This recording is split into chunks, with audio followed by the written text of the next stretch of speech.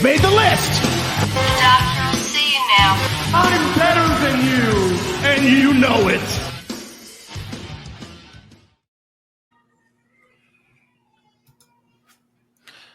Hello, everyone, and welcome to Around the Ring, episode 273. I am your co-host, Justin Hensley. Joining me, as always, is my co-host, Steve Long. Steve, how's it going? Good. How you doing? Pretty good. How was your week? Good. It was my last week of in-person classes, and I had a couple final projects due. I have one more final to take tomorrow morning, and I am done until January. So, very cool. Very cool. Looking forward to the break. Yeah, I spent most of my week in Michigan. Just came back like really early Sunday morning, and watched both Dynamite and Rampage on Sunday, and then watched Final Battle in bits and pieces today. But yeah, most of my week was in Michigan. So it's funny because my sister-in-law's house, they do not have internet there.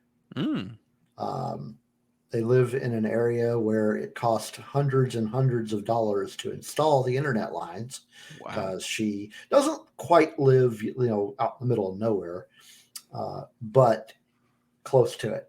So she didn't have internet, so I couldn't watch any of the shows on the TV.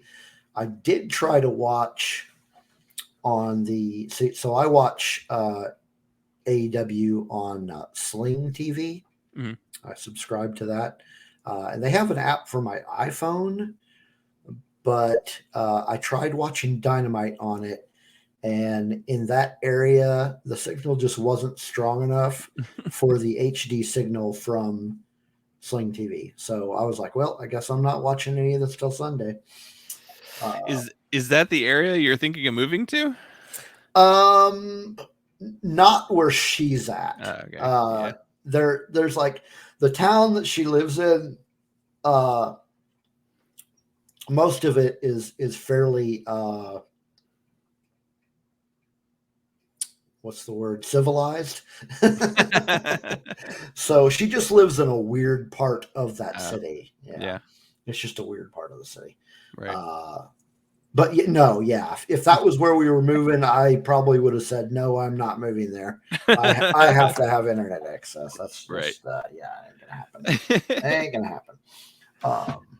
I guess we should mention this here. We talked about it a little bit with my new schedule. I guess my work schedule reverting to its original form. Mm-hmm. I think going forward, our episodes will be recorded on Mondays instead of Sundays. Yeah.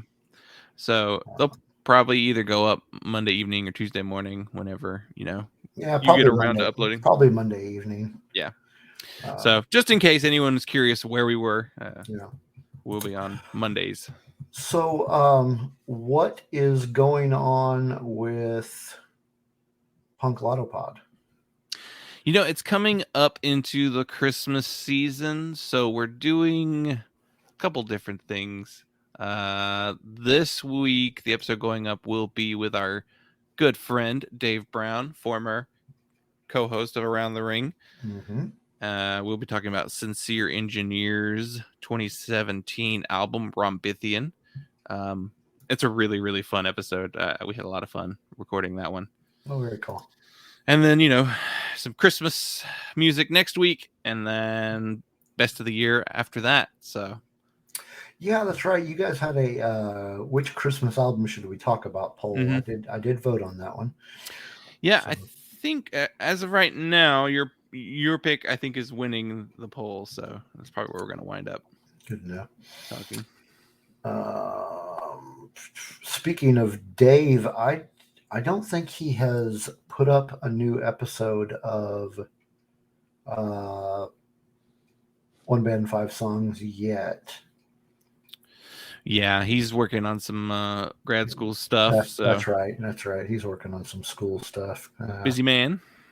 Yes, he is. What Anything was- exciting in the Rogue One world?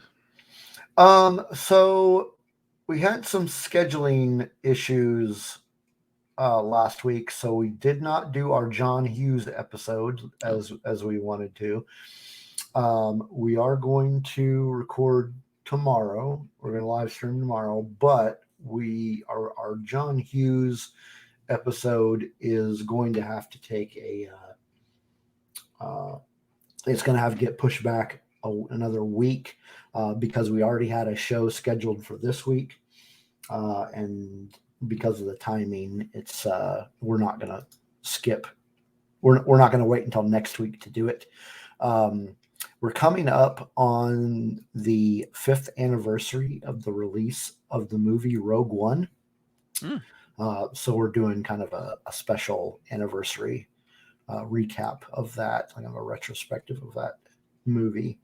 And then we'll do our John Hughes special next week.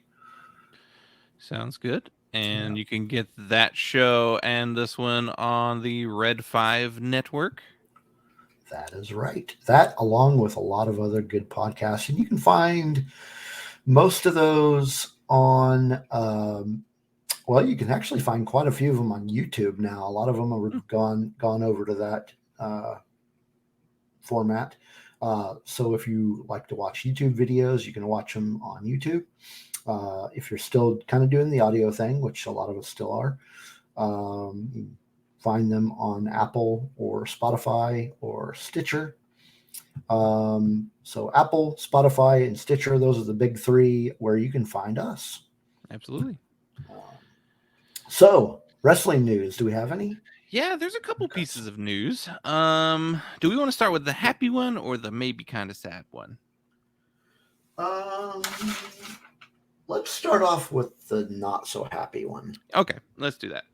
So it was reported this week that Jeff Hardy has been released by the WWE. This comes after a bizarre sort of house show moment that happened last weekend where Jeff kind of just left the match in the middle of it. And the WWE apparently was very unhappy with this. And their wording is that they offered to send Jeff to rehab and he refused. And so then they just came to terms with his release. Jeff does have a pretty long history with substance abuse, and it's been very well documented in news stories and in like documentaries and interviews that he has done himself. So we're not saying anything that's not public knowledge. I've been seeing some reports from his brother Matt that a lot of people are thinking something that isn't true. And I was wondering about that myself. He had said something about WWE jumping the gun. My feeling is, so yes, WWE put that rehab phrasing out there. I don't want to speculate on what really is going on because I don't think that's fair to Jeff. Right. And to just also assume because he has a history with it that this is what it is. WWE's specific mentioning of that leads you to believe that could be what's happening, but also at the same time, it could also just be their excuse. So yeah, they're not the most ethical company. Whatever it is, I really hope that, if Jeff needs some help with anything, that he is able to get that help. He has a family and children, he's a wrestler. He was probably one of my first favorite wrestlers growing up. And, I can see that. He's had an amazing career at this point. If wrestling is something he wants to continue doing, and he should be doing it, then I'll gladly welcome him back. But if if he needs to do something personal or more for himself and his family, then take care of that first. So hopefully he is well and he's happy, and we'll see him soon, hopefully. Yeah, hopefully. There was some other bad news that got mentioned earlier today. There was a wrestler that died, and I can't remember his name, but I'm looking through my news feed to see if I can find. That was Jimmy Rave. Right. He was a Ring of Honor wrestler and Impact wrestler. Apparently he'd had a lot of health problems last year. He had his arm amputated, and then later his legs amputated. So I wonder if. Okay, I'm reading an article now. I was about to say I wonder if he had diabetes, but it looks like it was due to some sort of infection. Yeah, he had MRSA in his legs, and then there was another kind of infection in his arm.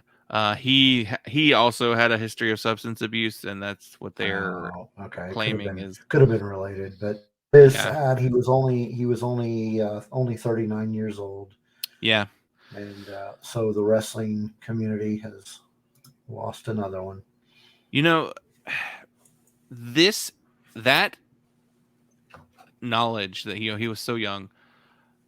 A lot of wrestlers have died young, and it's probably the worst thing about being a wrestling fan is that there's just a history of, people dying way, way, way too young. Yeah. I mean, some of them due to, they got too involved in the steroid craze, and that really affected their health. Because that stuff really does a number to your heart. If you take too much of it, and it's so it definitely a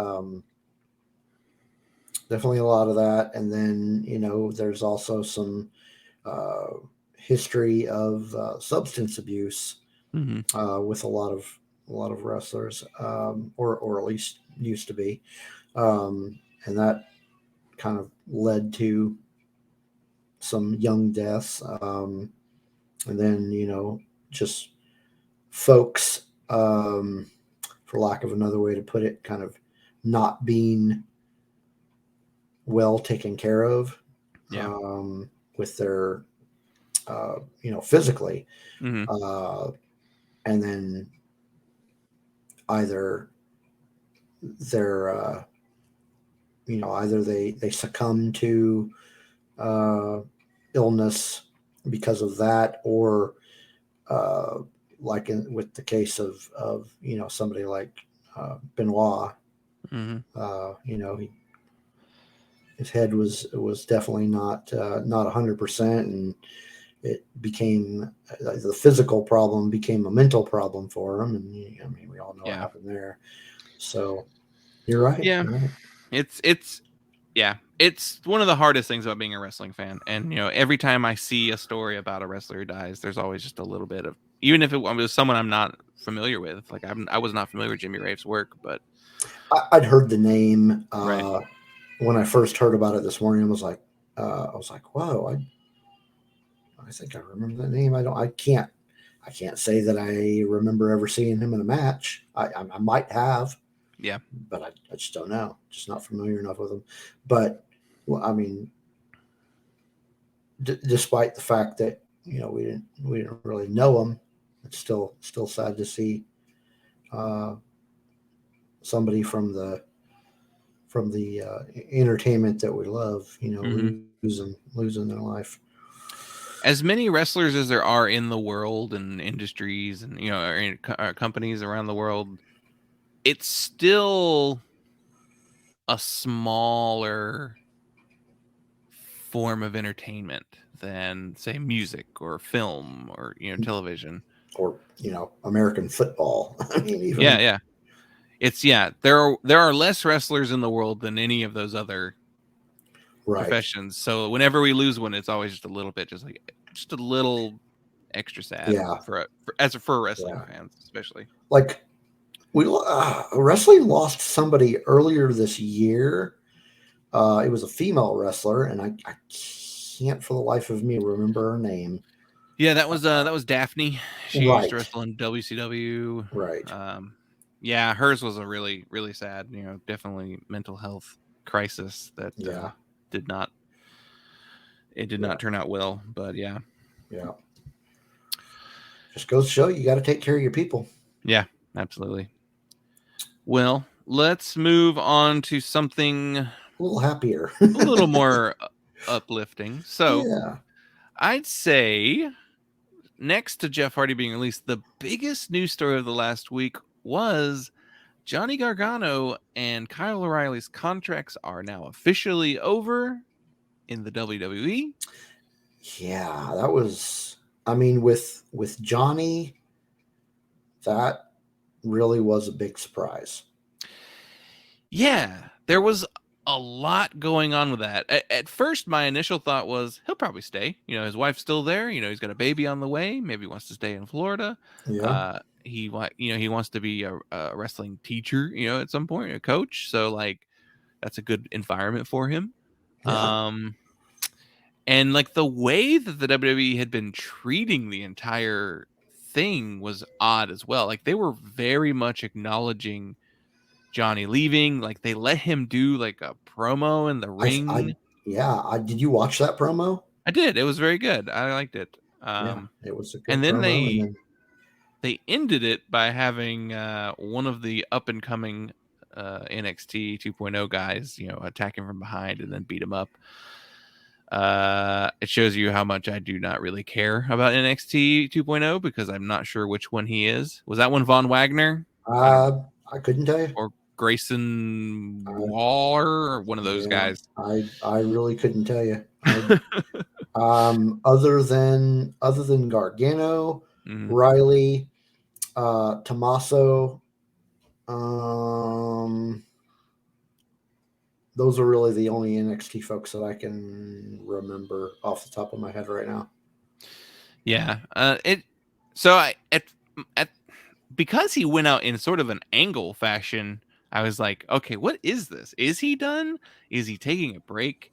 But then this week, it looked like he's done. He now has a Pro Wrestling Tees store up. Yep. All that footage, like the photos of after the NXT went off the air, there's photos of him and Tommaso Ciampa in the ring, sitting down, crying. He's hugging people. Kyle O'Reilly, like those photos made me go, "Oh, he's done. He's done." Yeah. Now the Pro Wrestling Tees store is up. He's done. He keeps saying he doesn't know what he's going to do next. He might not. Or he's keeping it close to his vest. I think he's keeping it very. I got to imagine he's keeping it very close to his chest. So let's speculate a little bit here. Okay. Shall we? I think he would do well at New Japan. However, I don't think he's going to go there. Not right now. Because because that's going to require a lot of traveling. Unless he did LA Dojo only. It's possible. Which is an option. However, I don't necessarily think he would be a great fit for just that show. No.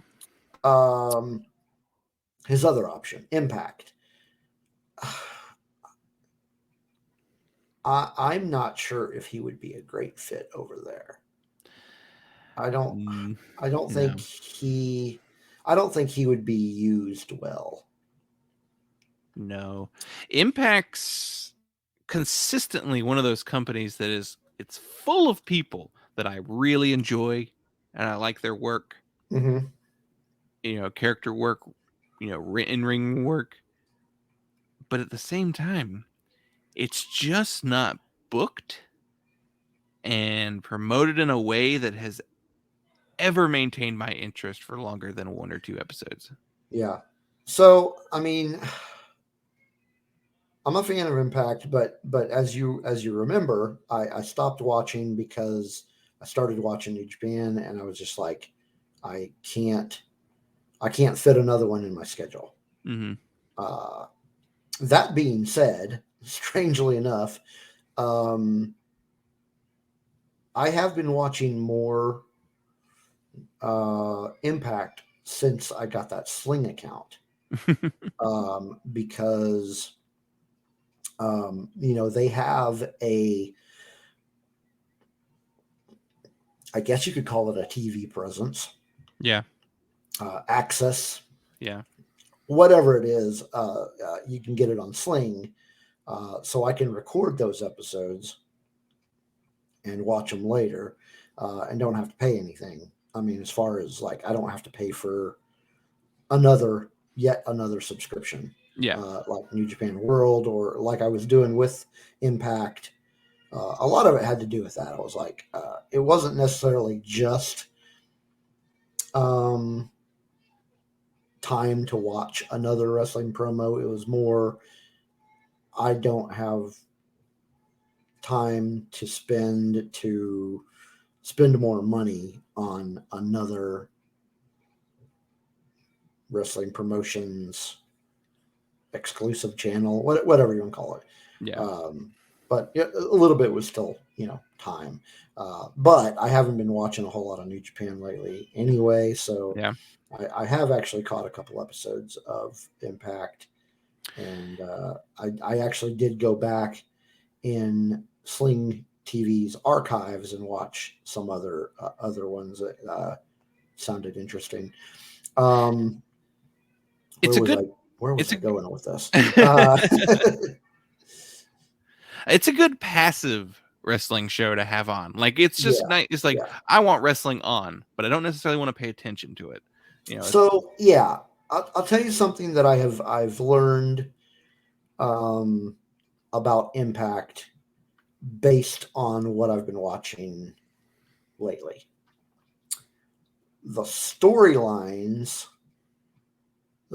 are good. The storylines, strangely, are better than the actual wrestling matches. Hmm.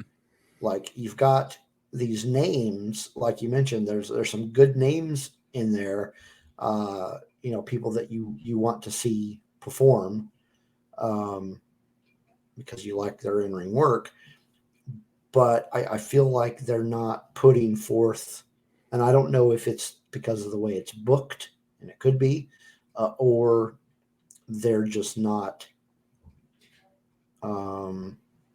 feeling it. But it feels like they're not putting on their best work in those matches. Yeah. Perhaps they're saving their good matches for the pay-per-views, Yeah.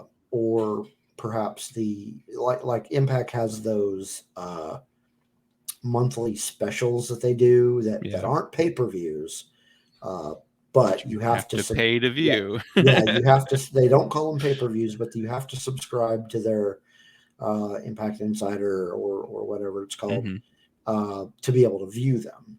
Yeah. But now, that last one that I watched a few months ago, there were some really good matches on there. So I'm just wondering. Yeah, I don't know. To tie it back to Johnny Gargano, Right, that's where we were going. I just don't think he would fit. I don't think he's going to go to Impact. If he were, it would be because they offered him a lot of money, and B, maybe if they offered him like creative booking, roles, like, as, or a coach type role. I don't know. I just don't really see it. I genuinely think if he's going to show up anywhere, it will be AEW. One, because he has a relationship with a lot of the wrestlers in that company. A lot of his friends are there. He had a big rivalry with Adam Cole in NXT that, drew lots of money and attention. So I think the most logical place for him to go would be AEW, even for matchups alone. Like, come on, Brian Danielson versus Johnny Gargano. You telling me that's not a dream match there, And it looks like I have lost Steve. So, not entirely sure whether that was the internet going out or if it was just my side of things. So, hopefully, he'll be back soon. I guess I can kind of keep us rolling a little bit along here. Yeah, I don't see him going to Impact. I don't see him going to New Japan currently. Maybe once things open up, he will show up there. But I would imagine that he'll show up in AEW. When? I have no idea. I genuinely have no idea. He could show up, this week. Oh, I'm back. Hey, I didn't lose you. Okay, so we were talking about Johnny Gargano and Impact. Yeah. That's where we got lost the connection. So what I was saying right before you came back, I think Johnny will go to AEW. When? I don't know. He could show up this week. He could show up at that's a big show. Winter is coming, right? Winter is coming, and that's this Wednesday. And Tony Khan is playing everything very close. Mm-hmm. He's saying we've got some debuts coming, but not just Winter is coming. We've got some other big shows coming. Right. There's the TBS premiere. There is the new, what are they calling the Christmas Bash. The one, oh yeah, there's the Christmas episode as well. There's the Battle of the Belts. Right. There's a lot of big shows coming up. There's the TBS debut. So what that tells me is that something's going to happen on Winter is Coming. Yeah. But some other stuff is going to happen later as well. Yeah. So I could see Kyle O'Reilly. It's funny. We talk about Johnny specifically more, but I guess because everybody's like, Kyle's going to AEW. we could speculate on that too, but that's the one for him that makes sense other than New Japan. I could see him going to New Japan. I don't think it's going to happen. I think he's going to reunite with Fish and Cole. Yeah, I think it's the WWE just spent years building a storyline that is now going to pay out in AEW, their competition. So that's a beautiful little piece of just they did it to themselves. The story's there. Adam was gone for years and hanging out with Fish and O'Reilly. There's already some dissension in there a little bit with Kenny and Adam. So to me, it just goes Undisputed Elite might be what they go by versus the Super Elite. That'd be pretty interesting. But I don't know. We'll see. Yeah. But also, you're right. Kyle O'Reilly. It just we are talking about Johnny a lot more, but it just with Johnny, it's just with Kyle, it wasn't much of a surprise. It was like, yeah, he's leaving. That's no surprise. Yeah. He's not with his friends. Right. He doesn't want to be there anymore. No. And also the way that company has handled everyone who's gone from NXT to the main roster and the way they've released wrestlers in the last 2 years. Right. Why would you give your time to that company? Like what? I mean, unless you're just trying to tick a check in the box, something. Yeah, look, I played, or maybe you're working your way up to a point where you can wrestle at a WrestleMania just to say you did, right? But at this point, I mean, AEW is at this point it's kind of been when you get called up from NXT, that's where you go.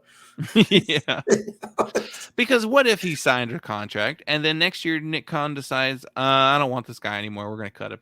So, you wasted time. Yeah. When you could have been building up momentum. So, yeah. I think Johnny's going to go to AEW. I think it would be a good fit for him. I would love to see. There are a slew of matches that he goes to AEW, I would just love to see. There's so many people on that roster. I'm like, definitely want to see Yeah. that match. I mean, I would even like to see, a rematch between him and Cole. Yeah, I mean it's a likely story. But that's just one of them. I mean, there's so many people that he could wrestle that I think would make great matches. I mean, Bryan Danielson would be a great match. CM Punk could be a great match. Everyone, Eddie Kingston, Darby Allin, Everybody, Lee yeah, Moriarty. Like you can go up and down that whole card and come up with compelling matches. Yeah, because Johnny just puts on good matches. Absolutely. So I think I really hope he does go there because he's another one of those. He's another one of those wrestlers that I miss watching. Yeah. But still, like I said, have no desire to watch any. Yeah, and then you have you still have guys that are just like Pete Dunne, Tommaso Ciampa, Roderick Strong. Still it's just stuck there. They're just stuck and they gotta wait out their terms. I think Ciampa's contract is up sooner rather than later, but I don't know when. Speaking of contracts being up, I saw a meme of Kevin Owens. Mm-hmm. He's kind of got his face in his hands. Yeah. He's inside a wrestling ring, and the text of the meme says only 30 more days or something like that. Yeah. And it's like, wow, that's pretty sad. Kevin better go. Oh God, he better go. He's not going to reach the peak again, I don't think. McMahon won't let it happen. Nah, it's not gonna happen. I don't want to see him in that promotion anymore. No. I know it was his dream to be in the WWE, but it was. Yeah, he was for a long time. So sometimes mission accomplished. Sometimes your dreams don't turn out the way you'd really want them to. And also AEW didn't exist when he was a kid. So who's to say he wouldn't have been an AEW guy as a youngster watching? That's true. But he's got some friends in AEW, so there are so many options. Now that we have another promotion that is a viable option. Yeah. Anyway, so did we have any other news? Other than Chris Jericho's health problem in the UK where Fozzy shows had to be canceled, but I didn't get a whole lot of detail on that, just that he had been hospitalized, but it's been since released. Mm-hmm. And it was non-COVID related but treatable. So yeah, who knows? Hopefully you can catch anything traveling internationally. So that's true. I mean, hopefully he didn't get the clap or something. I mean, I don't know. Yeah, I don't know. It's hard to say, but until he says something, I guess. I guess he'll let us know if he wants us to know. Right. All right. Yeah. That's it for news. I guess we can move on to the first topic of discussion, and we'll just do a kind of a brief recap of what happened in AEW this week. Yeah. So Dynamite this week was I'd say it was a strong episode all around that was entertaining and had good matches, but it isn't like a blowaway, show. Like it wasn't like, oh my gosh, I can't believe that. There are some really great moments that I think we'll touch on here in a moment, but so I mean, it started off with one of those great moments, really. With CM Punk coming out. He came out to MGF's music, which I thought was hilarious. And he's getting booed by the crowd because he's talking junk on their hero. And so cut a really good promo. MJF at no time during this promo came out. That was interesting. But just CM Punk doing what CM Punk does and cutting a great promo and talking trash. So what I love about this, they were in Long Island, which is MJF's hometown, using MJF's music to come out, was such wonderful heel work by CM Punk. And for this night, it was very much they traded their roles. Yes. Yes, CM Punk was the heel making fun of the local sports team and their hometown hero. I thought that was hilarious too. But even at the same time, he had these nice little digs in there that it's like, yes, we're in this bizarro world right now with, Long Island, but he's still doing references to like babyface type things by mentioning, he's wearing that 4-pillar shirt that has Britt Baker replacing MJF, which I love that. That was hilarious. And then, talking about her and in positive terms and how he was not happy with MJF's, reference to her the week before. And then apparently neither was Adam Cole. I saw that too. Yeah. I assume he cleared that with them for doing it, but I'm sure he did. And then mentioning his dog Larry. And so yeah. So it was nice. It's like he's still the babyface in the story. He's just in the city that currently likes his opponent more. Exactly. Yeah. Great promo. I loved it. Great work. I loved the hockey references because I'm a hockey fan and I don't like the Islanders, so I thought it was hilarious. So let's see. Did you want to talk any about the Dynamite Diamond Battle? Yeah. So before the Dynamite Diamond Ring Battle Royale, we got a big babyface video package of MJF pulling up in his sports car on like a football field wearing his football jacket, Letterman jacket, and all his like stats and from his time in high school. And it was just they really upped him in that package, and it really was tried to make him look good and less of the ass that he is.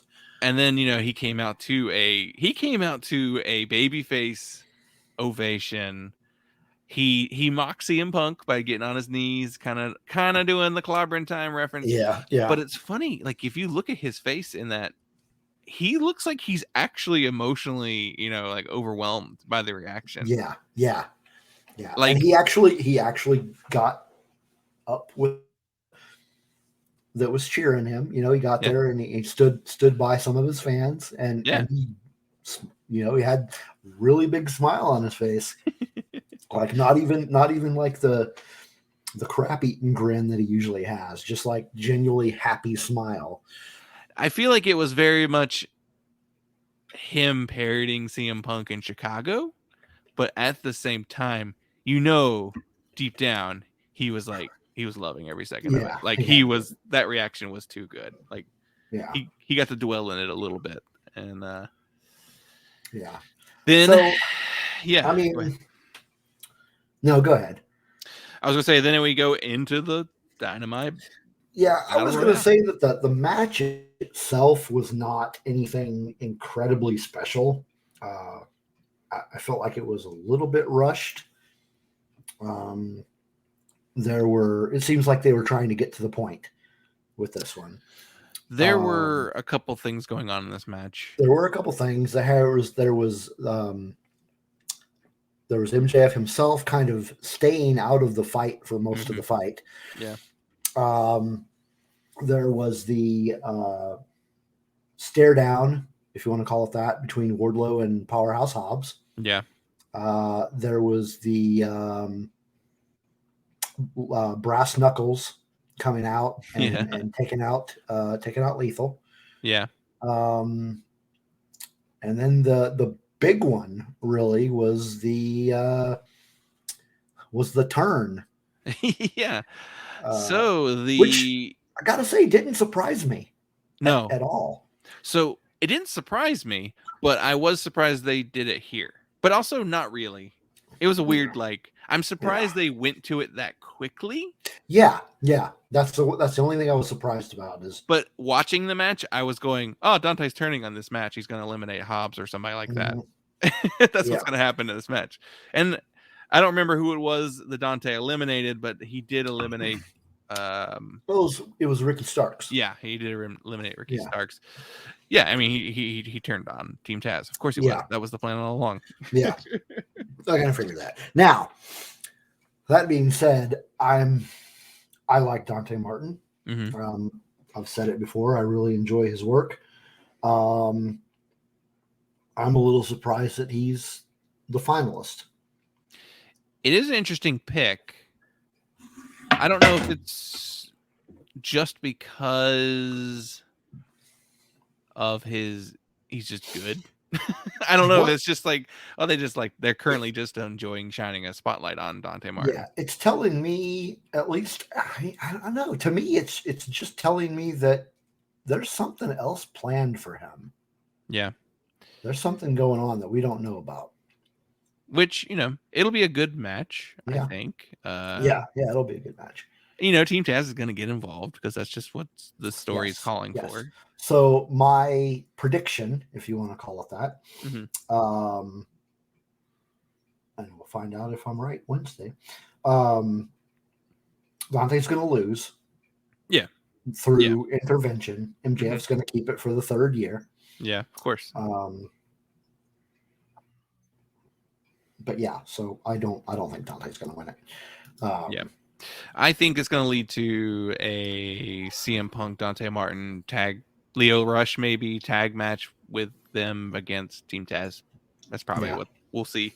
Yeah, because I'm betting the CM Punk MJF match won't happen until 2021. I don't think they'll go all the way to Revolution, but it might be. I don't know. It could. That'd be interesting. They could milk that thing with just promos. They could. And fighting by proxy. I'd be worried that they would overdo it if they do, but you're probably right. But if you pace yourself just right, it can work. Maybe the first.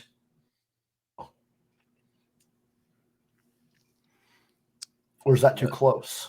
Which one? The TBS? Oh, no. I know when it'll be. Let me check my dates here. Battle of the Belts is in January. But I think that main event will be a Hangman match. It could be the TBS premiere. Thinking. Well, if I could get my. There we go. I'm thinking February 2nd. What's that? It's going to be in Chicago. Oh.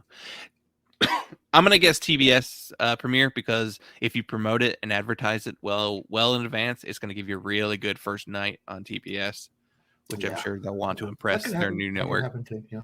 So. But yeah, Chicago makes sense too, though. So yeah, interesting. Yeah. All right. Do you want to talk about the next match of this Dynamite? Not really. It's a tag match. The Acclaimed 2.0 versus Jurassic Express and the Varsity Blondes. I will mention that I saw some stuff out on social media that I think it was during this match that somebody threw some a fan threw some slurs at Anthony Bowens, and he has responded back. But I think it was this match, and shame on them. That's disappointing. Yeah. To me, the thing that coming out of this match was just the Eddie Kingston angle. And looks like Santana Ortiz are going to be Kingston's backup, which is a nice little nod to the LAX days and Impact. So yeah, it could help push along the whole trio tag team. Yeah, continue that, and we can get another trio faction. Yeah. So match after that was Best Friends versus Super Click. Yes. This was the Young Bucks and Adam Cole. No, this was this is just a 2-person. This is a 4-man tag. So it was the Young Bucks with Adam Cole in their corner with Brandon Cutler as well. And then it was with Rocky essentially chaos. Yeah, Rocky Romero and Chuck Taylor. Orange Cassidy was at ringside as well. Yeah. Fun match. Was a fun match. Yeah. I love all of these guys. I think, Yep. I was just saying a few weeks ago that we need more Chuck Taylor on TV, and we got it for sure in this match. You're right. You did say that. I remember that discussion, and I also remember. I think it was at least one of us had mentioned we want to see more Rocky Romero. Yeah. I think you probably mentioned that. So we're getting that. We're getting. Yeah. I like watching him. Mm-hmm. As great as the match was, though, I think it was kind of under, if you want to put it that way, by a certain member of Best Friends return. Yes. We got the return of Trent Beretta. And his mom, Sue. That's right. And he came out and started whooping some butt. He looked amazing. He did. He cut his hair. He's got a buzz cut now. Yep, and he does. He looks it's like you should have done this years ago. This hair looks better than the long hair. But his physique, he was looking really, for somebody that has kind of not done anything physical, in the ring in a while. He's looking like he really kept up with his physical regimen. Yeah, he had neck surgery. That's right. And knowing that I kind of cringed. Yeah. when they gave him that Meltzer driver. Well, then he did a spear first thing. Too. Oh, wait a minute. No, they didn't do the Meltzer driver on him. They did that on Yuta, I believe. Yeah, right? I was on Yuta. What? Oh man, what? He ran into the spear, which was just like, don't do that. That's your neck. Right. He did a half and half. That was his move. They didn't get any offense on him, really. It was mainly just him. Maybe, maybe I'm starting to blending matches together. Am I blending Rampage together? Or I don't think. Yeah, see, folks, this is the problem when you watch both of them on the same day. Everything blends together. Yep. But I remember them. I seem to remember them doing the kind of the double kick, or the triple kick, right on his neck. They did. Maybe they got Rocky with the Meltzer driver. And then BTE trigger, they were going to do it to Orange Cassidy, but then Trent came out. So, yeah, that's that. Are you sure they didn't do a? I mean, I'm reading this from the All Elite recap site. So okay, well, maybe. That was the move that I was thinking as the I thought that maybe they did a BT trigger on him, but maybe not. I don't know. I'm just imagining things. Okay, but yeah, we got the return of Trent, and that was pretty cool. Yeah. Next match, I don't really care if we talk about it. I did before we get to that. I did want to mention there was the Sammy Guevara interview with Tony. Oh, right, on the stage that was interrupted by Cody Rhodes. He's a full heel now, right? Yeah. He's acting like one. But is he? I mean, he came out and he was like, from one good guy to another, Yeah. He teased going in. He announced himself as the next challenger for the TNT Championship. And then he almost went out the wrong door. He almost went the heel exit, but then turned around. Yeah. It's very clearly he's playing with it now. Yeah. So I think he's trying to tease it for the fans. It's either this is the character and he's a heel who doesn't admit he's a heel, which is a nice little concept of a character. Yeah. But I want him to go full heel because I think that's what works best. So with him. Yeah. But then they're interrupted by the Men of the Year. Ethan Page has a TNT Championship match, and then said, "Fuck, well, Dan Lambert's coming back, so great." Yeah. Yippee skippy.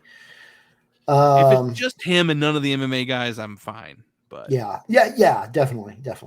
But yeah, the whole thing about not getting a title, TNA or TNT title match, I was like, didn't that just happen like a month ago? You just had one. Who was his? Did he have one against Sammy Guevara? Yeah, it was the one where if he wins, oh, that wasn't actually a TNT championship match, though. I don't think. I think that was just to pick who was going to be on the Men of the Year. No, he had to leave the inner circle if he lost. Right, but it wasn't a title match, though. Are you sure? No, but because now I'm wondering. We did see the match, though. You're right about that. Yeah, I thought that was a title match because I don't think Sammy has wrestled any non-title matches since he's gotten the belt. Yeah. I don't know. Yeah, Jamie Hayter versus Riho. This was a good match that I didn't have a lot to say about, other than it was designed to show Riho as a legit challenger for Britt Baker. Like I think the match was actually very, very good. I'd put it in one of the top matches of the night. Okay. I emotionally do not connect with Riho very much, though. Yeah, I would have to I would have to say the same thing. I don't. Her style and just her whole performance, it doesn't do anything for me. I think they did a good job of going, well, they might give it to Riho, but at the same time, I don't fully believe that Britt is losing that title. Oh no, I don't think she's going to lose it to Riho. No. I don't think that's going to happen. Let's see, what did we have next? We had the main event was next. Yeah. Now, before that happened, Varsity Blonde and and Julia came out.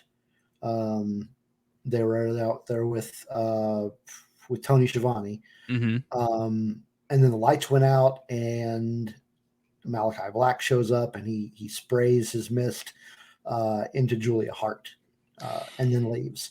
Well, so I guess Julia Hart's not going to be wearing eye patches when she comes back next. Yeah. Not. I mean, I guess this is to set up a Varsity Blondes storyline with Malachi Black. Okay.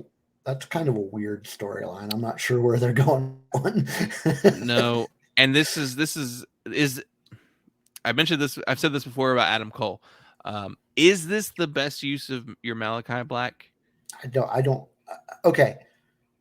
I have nothing against Varsity Blondes. Definitely have nothing against Brian Pillman Jr. or the other guy whose name I always forget. Griff Garrison. Yeah, I just don't know the guy. Nothing against those guys. What they do well. But a feud with Malachi Black doesn't make sense. The only thing that I can say is there's got to be something else going on there. Maybe. They're like, well, we got to have some matches on Rampage. And I think this is just a Rampage match that they're setting up a week in advance. Maybe. Let's give Malachi something. People like seeing Malachi, and they were like, well, let's not use any big stories right now. Let's show them.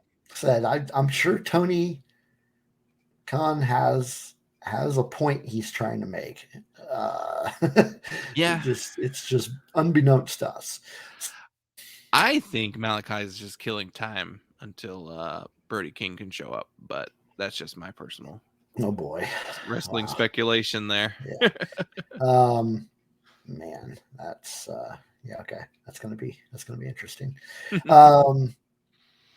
So yeah, then we get to the final let's just call it the final butt whooping of Dark Order that Bryan Danielson is taking care of. And then we get the main event, him and John Silver.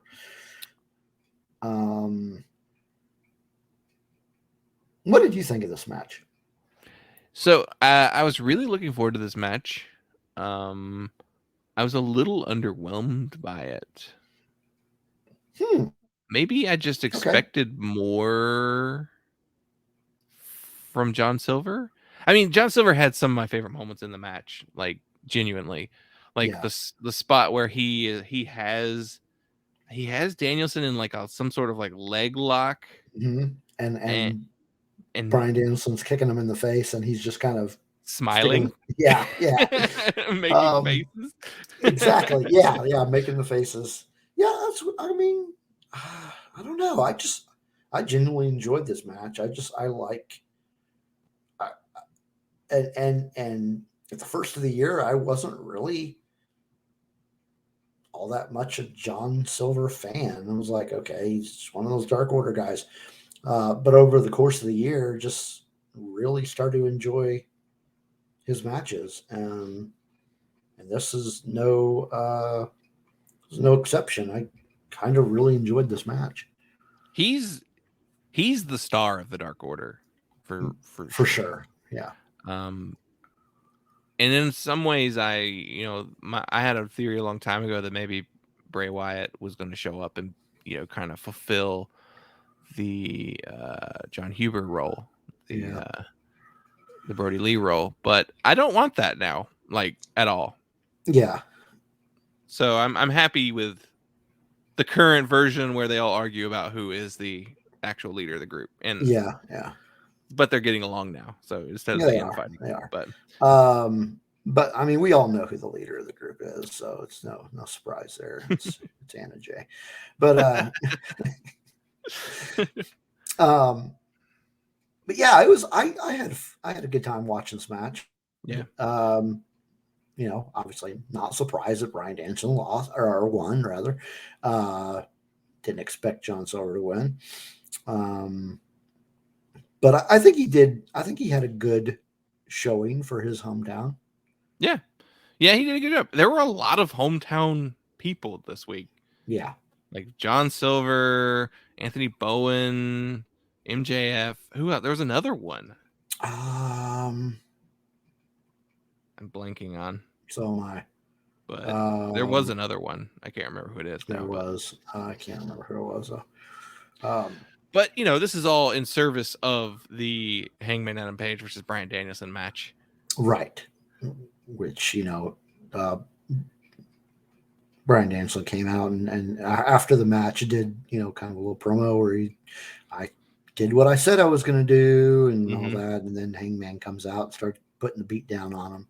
Yeah. Yeah. I'm excited for that match. That match is going to be so good. It's going to be good, and I get to see it live. That's so cool. I'm jealous. Yes. Yeah. If this is the first time listening to our show, I'll just repeat it for you folks that I'm actually going to be at Winter is Coming because it's very close to where I live. Yeah. Exciting. Yeah. To get the full report next week. I was going to say, I'm probably going to get a lot more of these experiences as often as they do go to Chicago. Yeah. Because once we move, which is there's another comment that I wanted to make earlier in the show about how when we were driving back from Michigan, where we were living or where we're going to be living in Michigan, the drive to Chicago seemed it went by really quick. Like when we looked up and it was like, oh, well, there's Chicago. that was a really quick trip. So it's going to be a very easy trip to make to Chicago when we move. So as often as they do shows in Chicago, I think I'm going to probably be going to a lot more events. Yeah, it's kind of that'll be the great. unofficial home base of AEW. Yeah, That and Atlanta. Those are probably the two. Yeah. So wanna- that's it for. I think that's it for. Yeah, that's it for Dynamite. Anything? I didn't watch Rampage this week. Is there anything you wanted to talk about from it? Okay, so as far as matches go, there was a match between Lucha Brothers and FTR Really? for the title.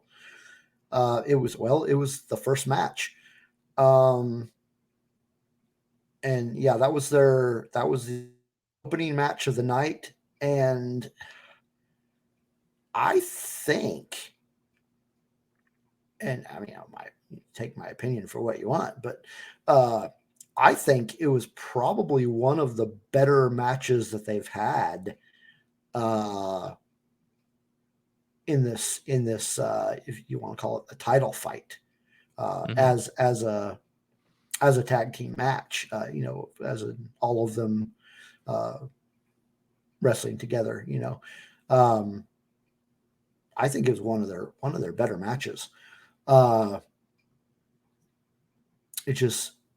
It felt more like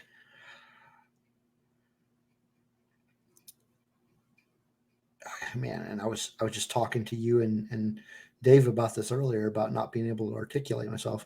But it felt more like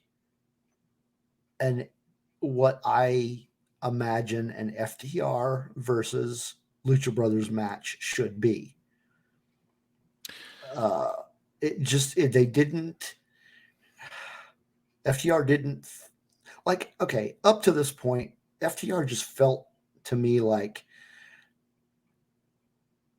this isn't a match that they should even be in, because their styles kind of clashed too much, I think. Yeah, I think they really wanted to work the lucha style, but yeah, it hasn't been working. But no. But Friday Night Rampage, that match, I think they figured it out because it worked. It was a good match. There was a point where all four of the guys were in the middle of the ring just pounding on each other. And there were a lot of really good spots. There was no spot where they tied Penta's mask to the ring. I was getting kind of tired of seeing that. Tully did get involved a little bit, but not really as much as he has been lately. And then Penta scored the win on Cash Wheeler after some kind of pile driver. I don't know, but it was a good match. I thought it was a good match. There were only 3 matches because of Rampage, but that was, for me, it was definitely the match of the night. But the other matches, there was a match between Ruby Soho and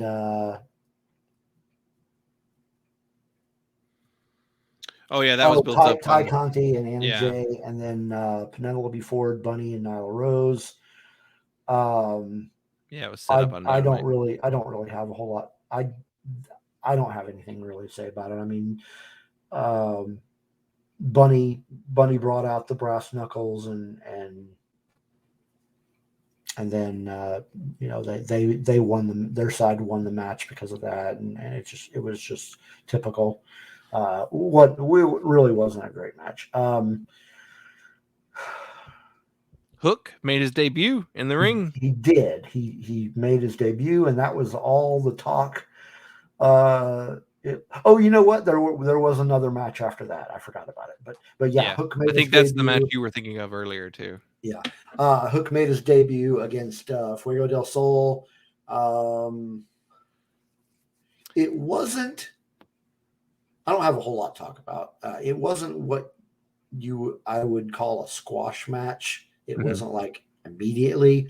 Hook did show some talent. But that being said, he's still new. Yeah. And it wasn't the best match of the night. It was okay. It was good. I've heard that it's a very good presentation, first presentation of Hook. Like he looks good, his music is good, he is confident in the ring. With that. Yeah, he did very well with what he was doing. It was kind of I'll say it. It was kind of a clinic. He was putting on a clinic. Yeah. Here, let me show you do this. Here, let me show you do this. Let me show you do this. And he was just showing off his training, and he did good. He did well. It wasn't a great match, but it was good. It was good. Yeah. So the actual last match of the night was the main event. Adam Cole versus strangely Wheeler Yuta. I'm not sure why it was Yuta, but yeah, it was it was a decent match. Everybody had their friends on the sidelines. Adam Cole had the Young Bucks and Bobby Fish.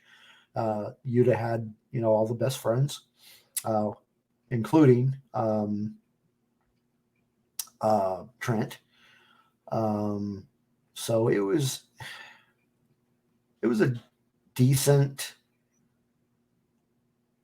match. I don't think it's the best work that Cole has ever done.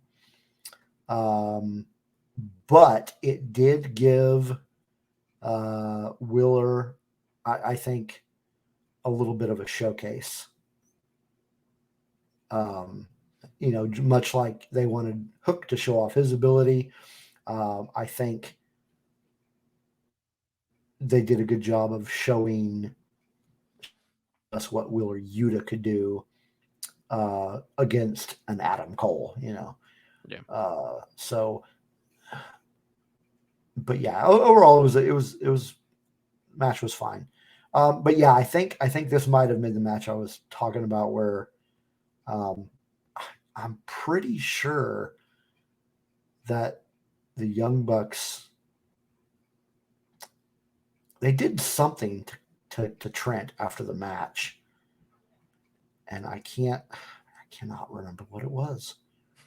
They after the match there was just it was all the entire elite was just coming in and beating them down. So it had to have been something that happened during that time period. But we should move over to Final Battle. It's kind of the main topic of today's show, and spend a little bit longer on AEW than I meant to. A little bit longer than I thought we were going to. I didn't. I think you as well. I don't. I didn't see any of the pre-show matches. No, they were available. I believe they were on YouTube. It was meant to be kind of like a pre-show type thing to entice people into purchasing the pay-per-view. I didn't watch them because the main show itself was 3 hours long. It was good. It was a good show overall. It was a good show. So there were a handful of tag team matches on the pre-show. From all I've heard about it, is that it's was good. Now my phone has decided to crash on the news page that I was trying to read for the Final Battle results. So there was a 6-man tag team championship match during the pre-show, which I thought was weird. Why would they put a championship match at the pre-show? But we got a new set of champions for that. The Righteous became the new champions. So the Righteous is Vincent, Bateman, and Dutch. Yep. Okay. Yeah. I mean, I don't really feel a need to go through those matches. No. So as far as the main show, the opening match was good. It was Dragon Lee and Ray Horus. Yeah, I wanted to set up the show a little bit too. Ring of Honor was calling this the end of an era. They are consistently throughout the show talking about, we don't know what the future is going to hold, but there is going to be a future. We will be back in in a reimagined version of Ring of Honor in 2022. Yet strangely, almost everything about the show was very much this is it. This is send it. off, yeah. So I guess the idea is that because this new version of Ring of Honor is going to have no contracts, this is most likely the last time we're going to see a majority of these people. Yeah. Because I don't know that they can wait around too long to not find work. Right. So there was a lot of stuff throughout the show that was basically references to the history of Ring of Honor. Lots of video packages that kind of like highlighted it. The matches themselves featured a lot of players who played a pretty prominent role in the company for extended periods of time. So a lot of thank yous, I think, for a lot of these people. Yeah. And like you were saying, there were a lot of promo packages from former ROH alumni. CM Punk was on there. Bryan Danielson, Adam Cole.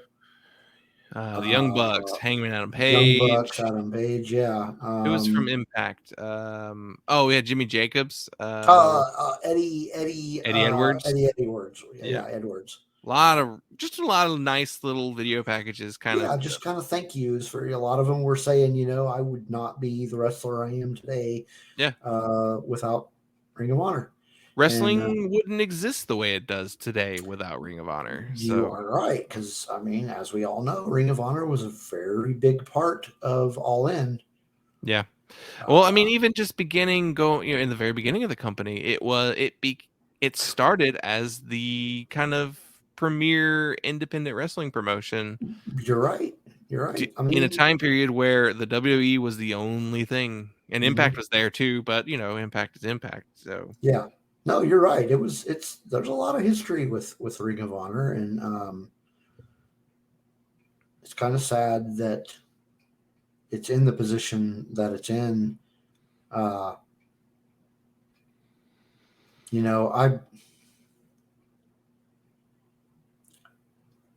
think I don't think it'll happen, but I think it would be really great if Tony Khan would just buy it. And not necessarily promote it as AEW owned. It just seems like whatever they do when it comes back, it's just not going to be the same. No, unfortunately, it seems like it may resemble something closer to a PWG. I was just going to say that. Yeah, it's probably going to be more the TV version of PWG, because they're still going to have their television, distribution. So it might just become the place that people come and go. So yeah. But yeah, it's just been the whole show was kind of tying up some loose ends and saying thank you to important people currently in the company. So now to start, the first official match of the show was Dragon Lee against Ray Horus. I think Dragon Lee has been one of the hottest stars and best performers in Ring of Honor over the last couple years. Ring of Honor became the home for Dragon Lee after his CMLL contract was ended. He was unceremoniously fired from CMLL just because he refused to not appear at PWG and Ring of Honor shows. They wanted him back there only doing their stuff. So okay. So he got fired along with his father and brother. So they were Rush and Bestia del Ring. So Dragon Lee was a big part of the company. He was part of the Los Facciones Ingobernable, along with his brother and father and Kenny King. And this match was good. It was better than the most recent Dragon Lee match I saw him against Dalton Castle, where he lost the Ring of Honor Television Championship on Ring of Honor TV. Mm-hmm. That match was okay. This one was much better. Yeah. But also at the same time, I think his tag match with Drilistico in AAA was his best of the recent weeks. Yeah, that one I would have to agree with that. That one was probably you're talking about the one at Triple. The tag team match. Yeah, that one was a better match. But this was a good one. This was a good match, and it just kind of just goes, man, look how good Dragon Lee is. I think he's one of the top luchadors in the world. He was better than Ray Phoenix.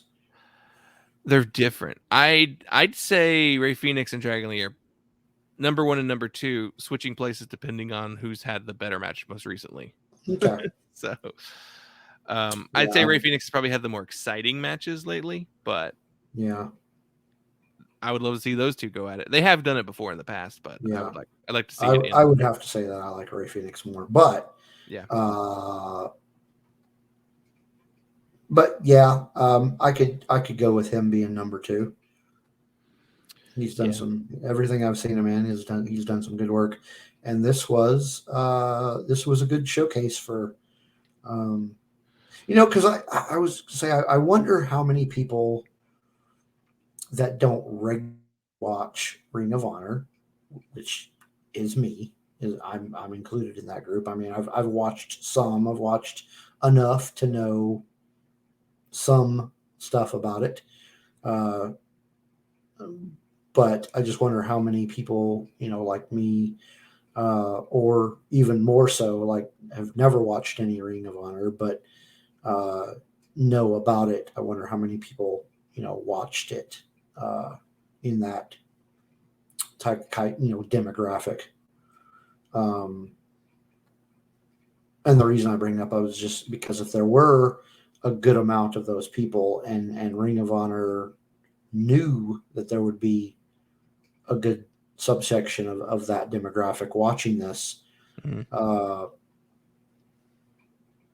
this would have been a good introduction into who, a lot of these people are, but we're specifically talking about Dragon Lee right now because I would imagine not a whole lot of,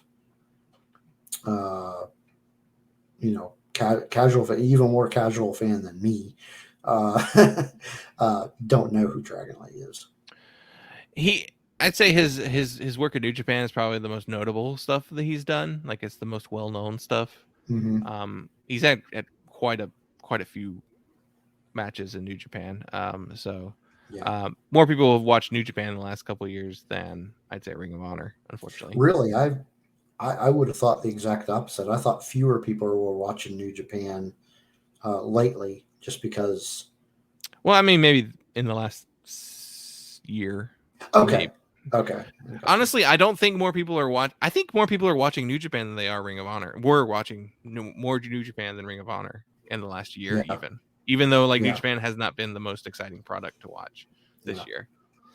But you're probably right then. I'm probably right. Yeah. Like I didn't know who Dragon Lee was until this year. So yeah. I think I don't know where he's going to go. He's got his AAA connections, so he may just do a lot of that stuff. But I think he has a visa that's tied to Ring of Honor, so I don't know how frequently he'll be able to get into the States. I think a lot of the guys could he go back to New Japan? I mean, Japan's still got some tight restrictions on travel, so he could, but you have to commit a lot of time to quarantining. Impact is not a place where it would not be a good fit for him, I don't think. No, honestly, I see him popping up in MLW more than anything. Yeah. That seems like the most obvious. That's like that's probably the biggest lucha kind of focused company currently in the U.S. So Yeah. they have a decent, they're basically the spiritual successor of Lucha Underground currently. So Okay. that would make sense for me for him to go there. Yeah. I mean, definitely want to see him go somewhere. I'd like to see some more of his work. So the next match was the Ring of Honor Television Championship 4-way match. I don't have much about the match to say other than this was a thank you to these three especially, but a fourth guy as well. So it was Dalton Castle defending his championship against Silas Young, Rhett Titus, and Joe Hendry. I didn't know much about Joe Hendry. I know he's a British wrestler who had done some Ring of Honor stuff before the pandemic started, but then got stuck in England. I didn't know a whole lot about anybody in this match except for Dalton Castle. I knew him, and then Silas Young. Yeah.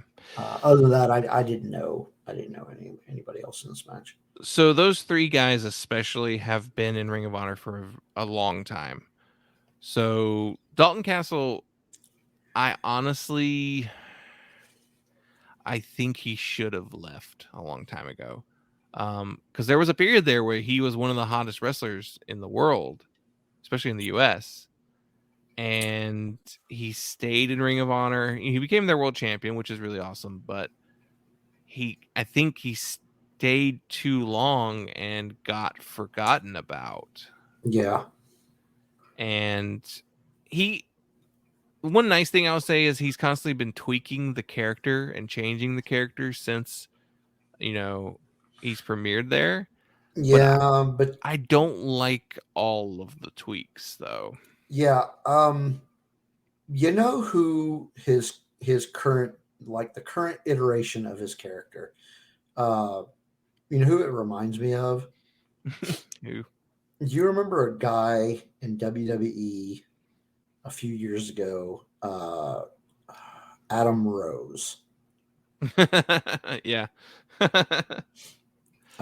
Didn't like him, so I'm not really a huge fan of this Dalton Castle.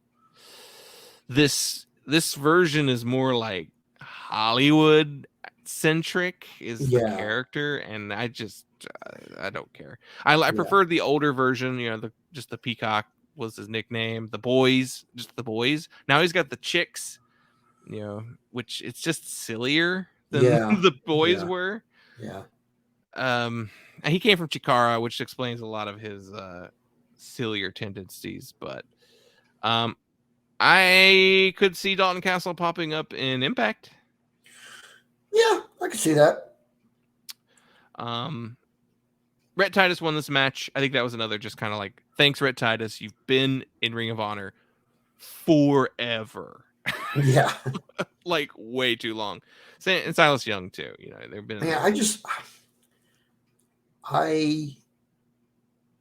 For some reason, he just didn't look familiar to me. Which one? Rhett Titus? Yeah, I can't remember ever seeing him. He was in a tag team with Kenny King, Caprice Coleman, who did commentary throughout this show, was also part of that group too. He's just been one of those guys that's been in the company for a really long time. Him and Silas Young are the type of guys that there are just these Ring of Honor guys. Yeah.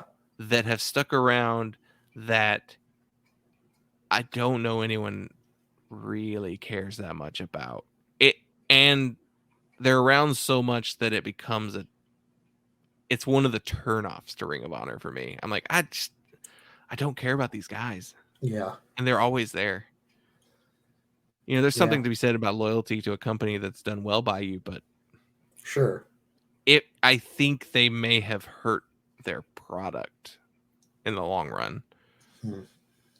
But match itself was fine. It was short. Yeah. It wasn't a huge match.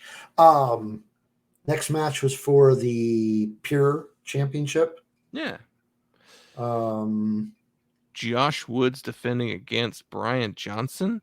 I remember, and here's the sad thing. I just watched this today, but the only thing I can remember about this match was the beginning when Brian, when Brian came out and was just trash talking. Yeah. He was out there, talking, you better kill me. I've been waiting for this my whole life. And he was going off. And then next thing you know, the match is over. I don't think it was a, insanely short match. I just, for some reason, it didn't hold my attention. So, yeah, the Pure Championship was like the thing that Ring of Honor was doing during the pandemic that was like actually interesting and really cool. Jonathan Gresham played a really big part in bringing that back. Oh, and we'll talk about him later. Yeah. And so Josh Woods has kind of he's the current Ring of Honor Pure Champion. And so I'd never watched a Pure Championship match before. They had a unique rule set of only 3 rope breaks. Rope breaks, yep. Which is an interesting format. Which, they very quickly, Brian Johnson used up his first 2 almost immediately in the match. Yeah.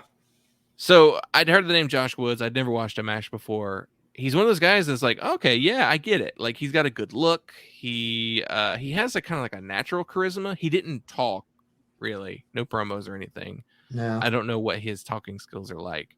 But he's one of those guys that I'm like, you can go to that LA dojo and do some pretty good matches in Strong. I think that'll be a good spot for him. Yeah.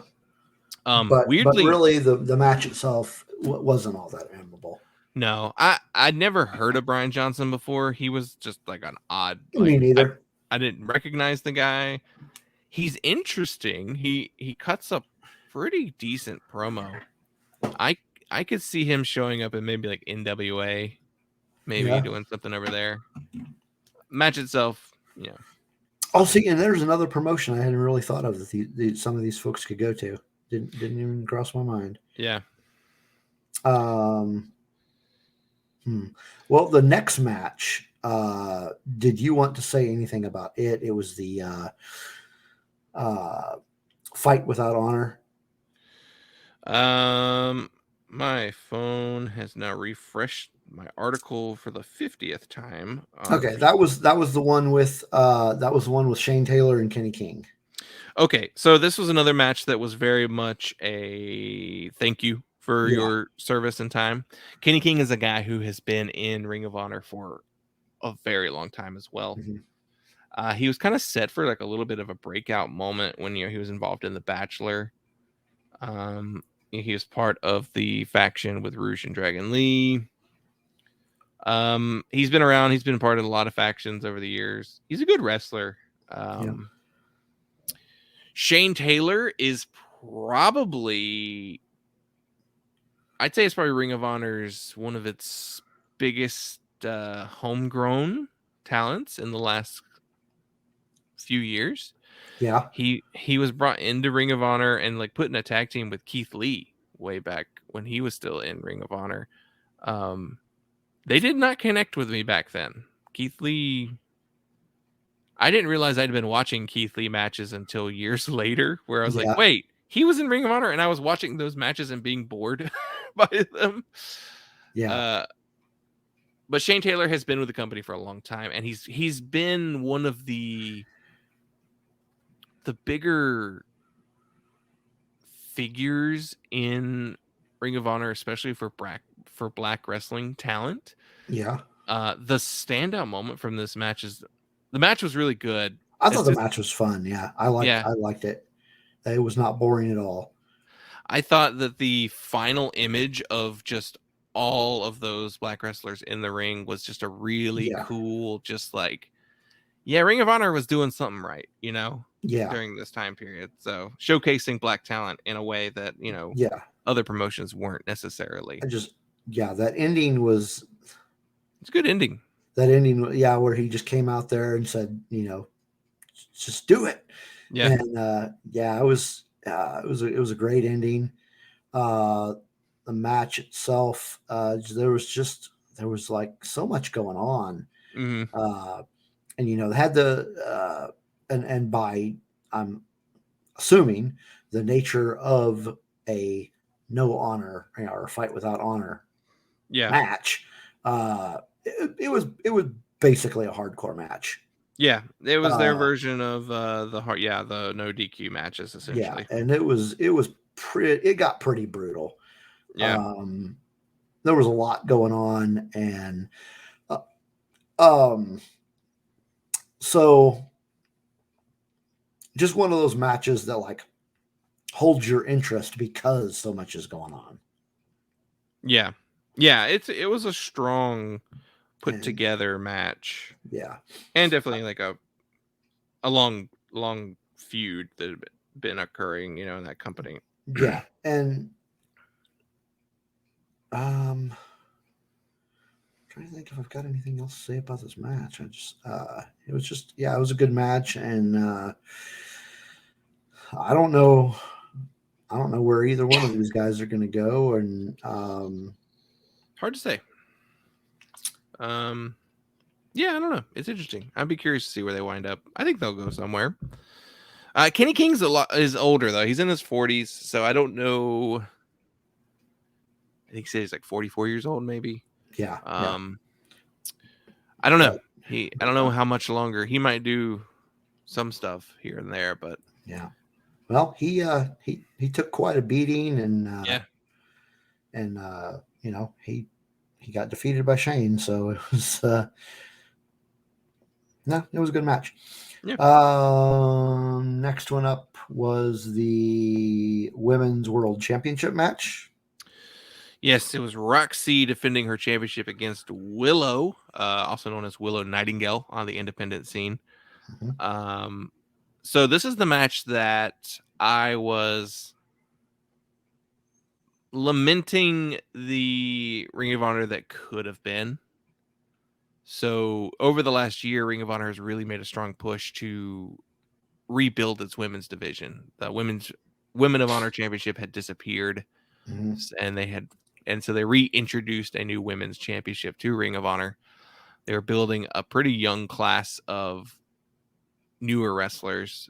They wound up giving it to Roxy, who had kind of like a star-making match earlier this year with Miranda Alizé.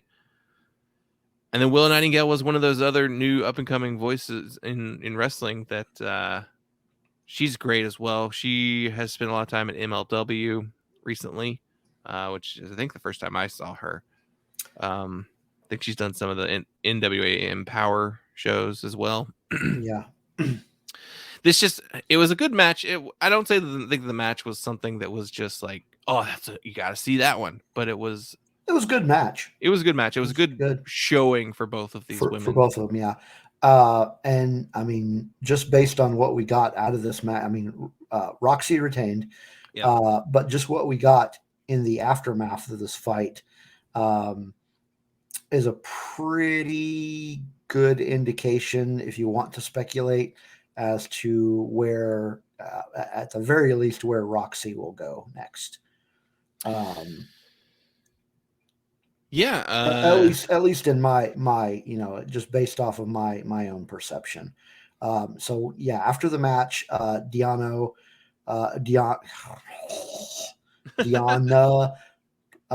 Perezzo came out and said that she's got a match coming up with Mickie James to get her title back, and then after that, she wants to have a winner take all match with Roxy, and Roxy, didn't even think about it. It was just, absolutely. Yeah. I'm really looking forward to that potential match. So what I'm hoping this means is Diana is currently the AAA Reina de Reinas champion, the women's championship there. Yep. I hope she wins the Knockouts championship from Mickie James, and I hope that she gets to have that match with Roxy. Yeah, I think that's going to be an amazing match. I think it'll be an excellent match, and I don't know. I guess we'll speculate in the future whenever that match gets announced, because Yeah.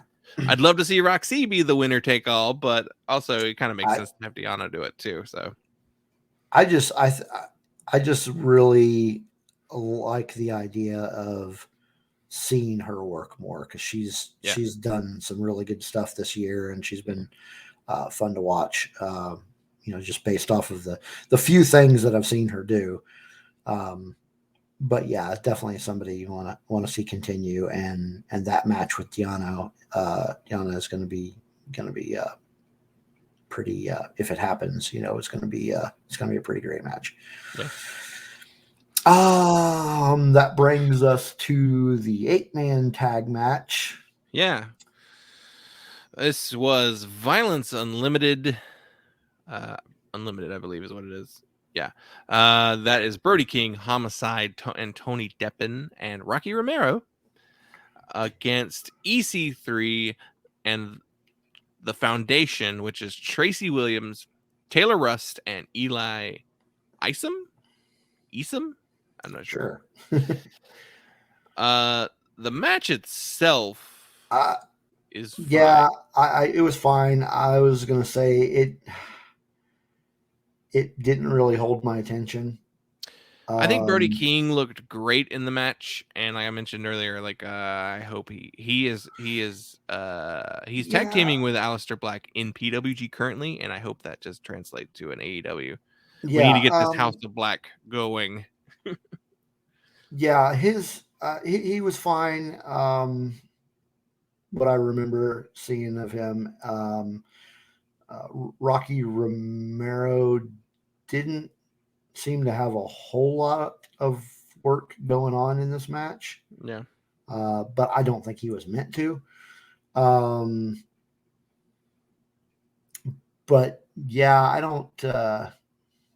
Well, I take that back. Some of my favorite moments of the match itself came from Homicide. Yeah, he seemed to have quite a few standout moments in the actual match itself. Yeah, I like to watch. See, now that's a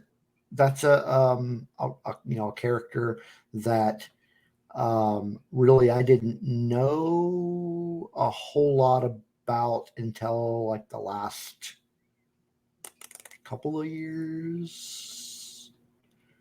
So I haven't really, yeah. He goes back a ways. He does. I don't remember seeing much of him until last couple of years. So I haven't seen a whole lot of his work. I haven't seen a great body of his work. Yeah. But I enjoyed what he was doing in this match. I liked it makes me want to go back and watch some of his other stuff. So I enjoyed watching his bits of the match, because I can remember them and they were interesting. Just a lot of this match it just didn't hold my attention. It didn't interest me, and I was like, okay. Until really the end, when EC3 got up there and just cut. I don't know. It's just an odd promo. I did not realize how weird EC3 is. Yeah, it was just a weird promo. All of his promos, like he's been doing this thing all over the place, and this what free the narrative thing that he's got going on. Yeah, I don't control the narrative or something like that. Right, and I don't understand what he's getting at, where he's going with all this. But it makes it seem like, okay, so like if Ring of Honor wasn't going away, this would make a very interesting promo. Mm-hmm. And the debut, if you want to call it that, that was the result of this promo, they would have made a lot more sense. But since Ring of Honor is not going to be back technically till April, Yeah. this was just like, well, this is weird. Why would you debut somebody for a promotion that's not really in existence anymore? Of course, I'm referring to Adam Shear, who is now going by the name Titan. The former Braun former Strowman. Braun Strowman, who I'm not going to lie, I was not a big fan of. But I'd be interested to see what a different promotion would do for the guy. But where are we going to see it? That's the weirdest part about this. It's just like, where is this going? What promotion's handling this? Right. Is this just EC3 being like, this is my storyline that I'm carrying from company to company? It could be that. With him was 2 other wrestlers introduced as well. One of them is unnamed, like no one has said his name on any sites. But the other is the former Wesley Blake from NXT, who was Buddy Murphy's tag team partner in NXT early on. So he was also released. So there's 3 ex-WWE guys there and some other guy that no one knows. But yeah. So yeah, just exactly what I was thinking. It was just like, to what end? What are you doing here? What is this? I guess eventually we'll find out. I don't know, but I mean, as far as everything I've read in social media, Adam is just going to be doing independent bookings. Yeah, I haven't heard anything about him going anywhere. I could see him in Impact. Well, there's only so many places to go at this point now without Ring of Honor. Right. And Impact's the only one that makes sense to me. I don't see AEW really being interested in these guys. No, I don't either. No. I mean, I still don't think Brian Cage fits there. So, and I like Brian Cage. I just don't think he fits in AEW. It just doesn't make sense to me. Yeah. But then, okay. So, did you have anything else you want to talk about with this match? That match, no. Okay. So the next one was the tag team championship match between defending champions OGK and the Briscoes. So this was another kind of this is a history of Ring of Honor match. So the OGK, or which I'm pretty sure just stands for the original Kingdom. The Kingdom was a stable with Matt Taven, Mike Bennett, Miracle Mike Bennett back then, and Adam Cole. He was originally in the Kingdom. Right. And Mike Bennett is I mean, if you are a fan of WWE, he was oh geez, what name did he go by? Mike Kanellis. Right. Because they had that angle with his wife where Maria Kanellis. Yeah. Which she was involved in. She was their valet manager. Yeah, valet manager. So all 4 of these men go back a very long time with Ring of Honor. The Briscoes are kind of the epitome of tag team in Ring of Honor. Well, yeah, I mean, other than the Young Bucks, the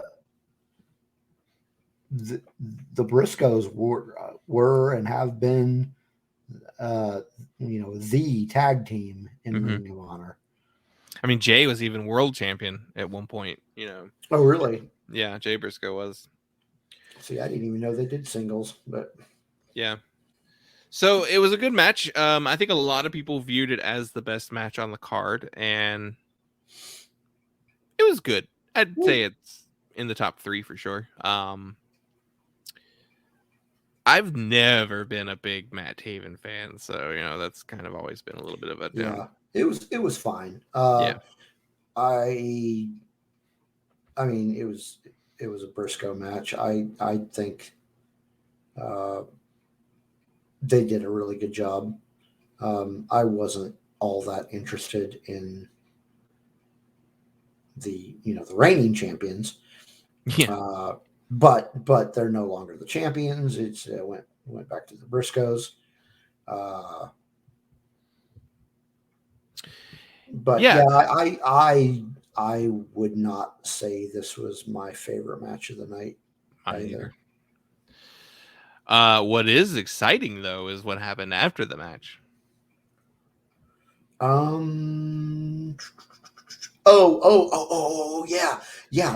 That man, I almost forgot about that. But that was what I was watching when I messaged you guys in the group with that just very short. Yeah. I was, yeah. So what we're referring to is after the Briscoes won, FTR came out Mm-hmm. and did what FTR has been doing lately, and just trashing the crowd, and then coming out and beating the crap out of people. Mm-hmm. And it was that was a lot of fun to watch. Yeah, FDR and the Briscoes have had a little bit of a back and forth in on social media. So, this is what FDR does. They get into it with people, tag teams that they don't work with in the current company on social media, and then they get a match later with them. So. Yeah. I think that's one of the biggest things that I like about AEW is that all these guys can pretty much work if they want to. Yeah. I think as long as they're able to maintain their, commitments to AEW and aren't giving away something big that Tony would want to do on his show. Right. I think this match will happen in AEW. Which, this could be one of those debuts that Tony Khan's been hinting at. Man, so they've already got such a stacked tag team roster. Yeah, which if you're going for the best tag team roster in the world, you might as well include the Briscoes. Might as well, yeah. They've got, like I said, they've got some really amazing tag teams, but then they've also got some tag teams that I'm just like, whatever. Yeah. But yeah, they definitely, at least in my opinion, have the best tag team division in the world. So yeah, why not? Why not make it even better? Yep. Exactly. Let's do that at Battle of the Belts. Yeah. Oh yeah. Oh man. I hadn't even thought about that, but yeah. It's like a weird Saturday show, so I don't know that I'll do it there, but we'll see. I don't know. They could, just to get people to watch that weird Saturday show. Yeah. But yeah, then after that we got our main event. The World Championship, which was supposed to be Bandito, but he unfortunately came out positive on a COVID test. Yeah, most likely, his Mexico trip down there, AAA, that's probably where he encountered it. And, more than likely. Traveling all over the place, I'm sure. So that was a match that I wanted to see, but we did get a good match. We got a match that makes more sense for Final Battle and the end of an era. Yeah. We had Jay Lethal versus Jonathan Gresham. Yeah. The old guard versus the new foundation, I believe. No, the foundation was what Jay Lethal was part of. All right. So yeah. For me, this was my favorite match of the night. Yeah. I would say so too. This is and not just because Jay Lethal was on it. I'm not gonna lie. I like to watch Jay Lethal work, so that was part of made it a favorite. But watching Jonathan Gresham work is also very entertaining and attention holding. Yeah. Like seeing what he did. So you put the two of these guys together, and I mean, just the match. Not even having thought about this particular match, this could have been considered a dream match. I feel like this is the match that it should have been anyway. Like, I understood that Bandito was the world champion in Ring of Honor. Right. So, like, yeah, you want your world champion in your title, your main event match. But it was always weird, too, how... So Jay Lethal, like, left Ring of Honor before anyone else did. Mm-hmm. Which was an odd thing. And because, he'd been so tied to Ring of Honor, you think that he would just, like, stay through to the final battle, the last one. Yeah. So... Yeah. No, but at the same, eat, that's weird. That's weird that he didn't stay. But I agree. I guess he just wanted to get a head start on the rest of the roster. Yeah. But so yeah, Tony Khan was like, yeah, I'm gonna lend some support to Final Battle, and he did by letting all of his people send videos and letting FTR show up, and now Jay Lethal. Jay Lethal do, yeah, and it was a really good match, and Jonathan Gresham got the win. Mm-hmm. No big surprise. He was given the original Ring of Honor World Championship belt. That is right. It's such a better looking belt than the one the Bandito one. Yeah, I'll have to agree with that one. I'm not going to speculate, but I will say this isn't speculation. This is just wishful. I want to see him in AEW. He was the guy for Ring of Honor during the pandemic. They specifically brought back the Pure Championship for him. And then the story they were telling with him throughout the pandemic was just like, this guy it's him and Bandito and like a handful of other guys that are kind of like the stars of this company. Yeah. And I think Gresham was going to win this match and the title, even if Bandito was in anyway. Yeah. Okay. No. I listened to an interview that he did with the We Watch Wrestling podcast on their Patreon. They do these little like interviews. And they did one with Jonathan Gresham last week, I believe, or the week before. And like Ring of Honor was the promotion that he fell in love with. Ring of Honor was the promotion that made him think that he could really be a professional wrestler. So he's had a lifelong love of this company, and getting to work for it and bringing back the Pure title for the company was really important for him. So this was definitely the company going, thank you for sticking with us and for being this champion for the company during the last two rough years. I mean, basically everything after All In has been very rough for Ring of Honor. So yeah, he won, of course. And if they do come back in the spring, I expect to see Jonathan Gresham there in some form or fashion. Yeah. He may be contracted somewhere else, but I'm wondering if he's going to be like, look, let me do this, or I'm not signing with the company. I could see putting that in his contract. Yeah, and I could see, like, if he went to AEW, I could see Tony allowing him to do that. Yeah, I could too.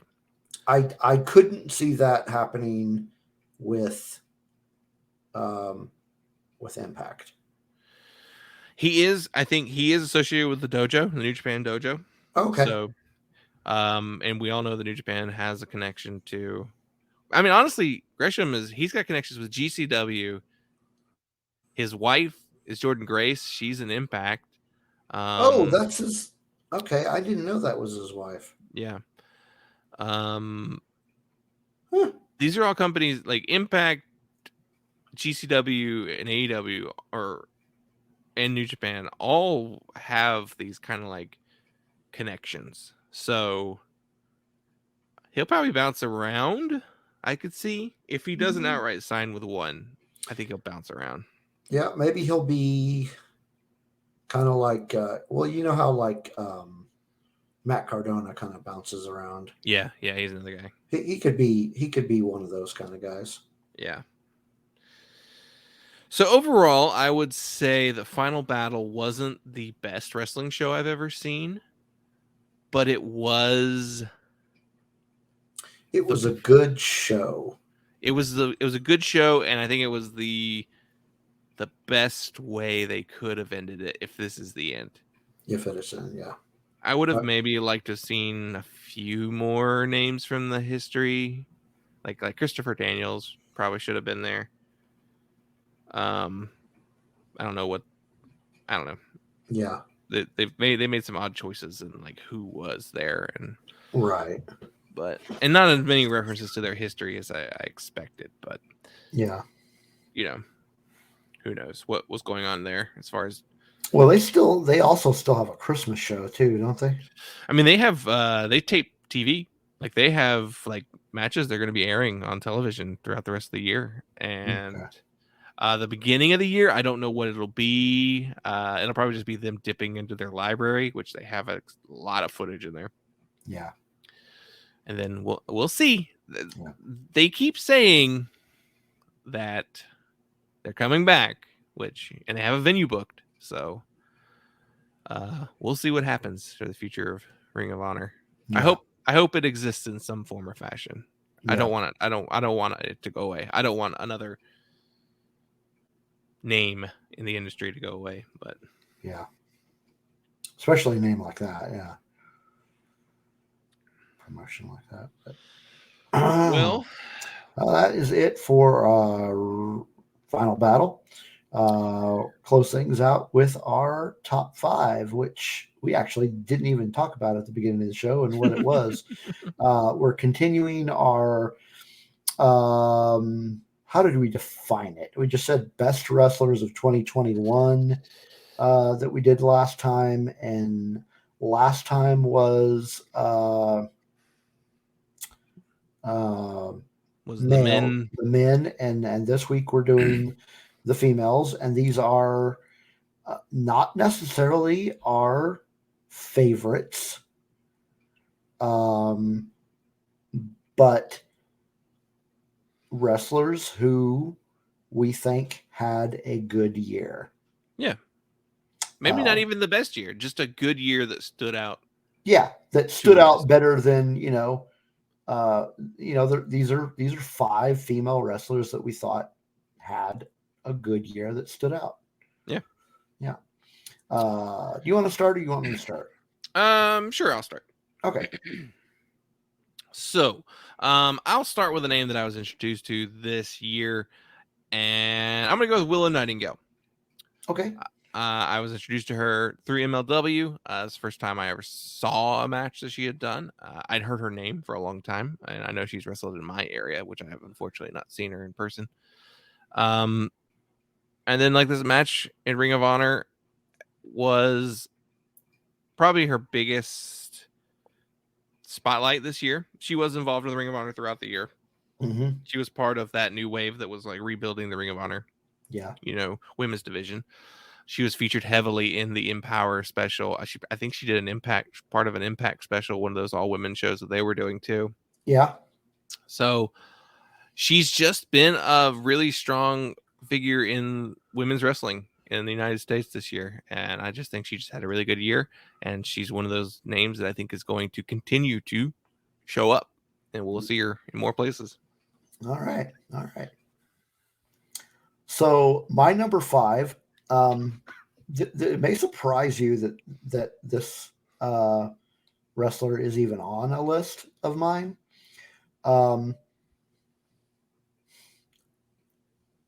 I find it hard for the words to come out of my mouth that I don't like her. And I'm not okay. Let me put another. Her character is slightly interesting.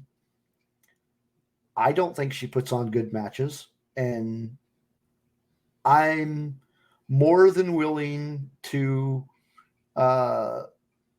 let somebody have a different opinion. It's just my opinion. She doesn't put on good matches. But I think she's had a good year because of the way she's being booked. And I am referring to Jade Cargill. Oh, interesting. I think she's getting a bigger push than she's ready for, but she's had a pretty big push this year. Yeah. And like I said, I'm not really a fan. I don't like her matches. Her matches are not entertaining to me. I don't think she's that good a wrestler. As we were saying, I think it was prior to us recording, I think I had mentioned that the hook match, he showed better ability than she has all year. So again, I'm not a fan. If you are, I'm sorry. I'm not trying to trash talk your wrestler. I'm not into it. She just doesn't do anything for me as far as her ability. But she has been getting booked in some pretty important matches. She's still in the tournament for the women's title, the TBS one, and she's still cutting. Her promos are not amazing, but she does decent promos. But yeah, I just think because of the way she's being booked, her as a professional is having a good year. And I will also say that if you do like follow her on Twitter, she seems to be a really good person. So I have nothing against the person. I'm just not a great fan of her wrestling. And that's not to say that one day I might become a fan. I just don't think she's ready for the way she's getting pushed. So send all your hate mail to Steve Long. I'm fine. I'm fine, man. Hey, she at least made the list. It's an interesting choice to choose someone that you don't actively like. You're right though. She had a good year. She did have a good year, and I will give you a little sneak peek here. She is one of only 2 AEW wrestlers that made my list. All right, so let's see who shows up next. Let's see. I'll go with my number 4 pick, and I'm gonna go with Deonna Purrazzo. Okay. She was released from WWE in 2020, part of one of their pandemic releases, and she barely had gotten to do anything there at all. My laughing will make more sense later. All right. She left WWE, went to Impact, became the Knockouts champion. I believe she lost it this year. She was featured heavily in, I believe she was involved in the NWA Empower show as well. Went to AAA, won the women's championship there. Her appearance at Ring of Honor Final Battle was just like, yeah, she's got it all. She's kind of like the wrestler who shows up everywhere. Yeah. And kind of represents, some of the top tier women's wrestlers. So yeah. Have you ever heard her do? Well, you don't watch Impact, so never mind. I was going to say, do you ever watch her, or have you ever heard her do commentary on Impact? Because sometimes she'll pop in there and do like guest commentary. No. That's fun to listen to. But okay, yeah, that's a good strong pick there. Yeah. My number 4, This is the one I was mentioning before we started recording that I wonder how many people have actually heard of this person. Her wrestling name that she goes by is Lady Frost. Oh, yeah. She just in the last, I just want to say like in the last maybe 6 months, she has been getting booked everywhere, like just showing up everywhere and having really, a lot of these matches you can't really find anywhere because it's a lot of independent matches. Yeah. But if you can find the YouTube videos of clips of these matches, there's some of the most fun, amazing, talented matches out there right now. She does some really awesome ring work. She recently just announced, I say recently, probably within the last week or two, it was announced that she got signed to Impact. Nice. So she is now part of the Knockouts division, and she is going to be one of the contestants in the I can't remember the name of the tournament. It's a it's going to be at the Hard to Kill pay-per-view. For the next the contender for to determine the new number one contender for the Knockouts Championship. And there's several wrestlers that are going to be, but she was announced as the newest entry into that. So I just feel like she's going places. Yeah, that's a name that I've definitely heard, and I've never seen any of her matches, but I believe she's wrestled locally here as well. So yeah, I'm looking forward to seeing some of her matches. Yeah, and I'd never heard of her until just a few months ago, 4 or 5 months ago, and but yeah, just that's definitely that's my number 4.